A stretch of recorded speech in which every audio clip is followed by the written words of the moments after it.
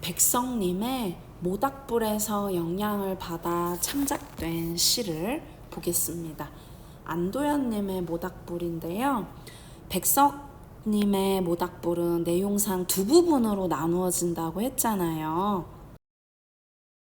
백석님의 모닥불과 안도현님의 모닥불의 공통점과 차이점 비교해서 읽어보면 흥미롭겠죠?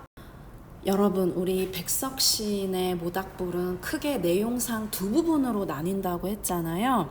1, 2연 한 부분, 3연 한 부분.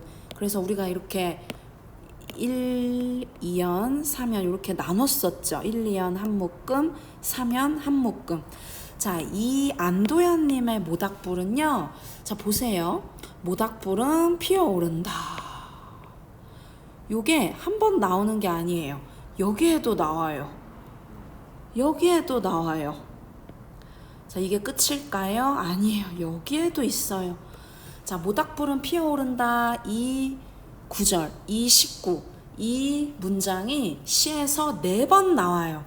그래서 우리가 이 문장 나올 때마다 끊어주면 돼요. 자, 모닥불은 피어오른다. 어디에서? 자, 에서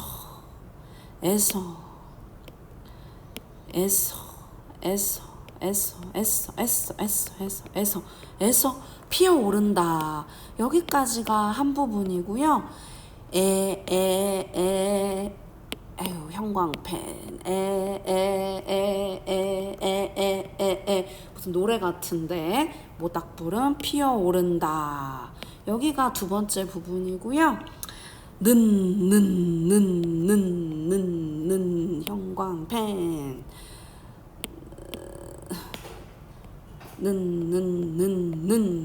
피어오른다.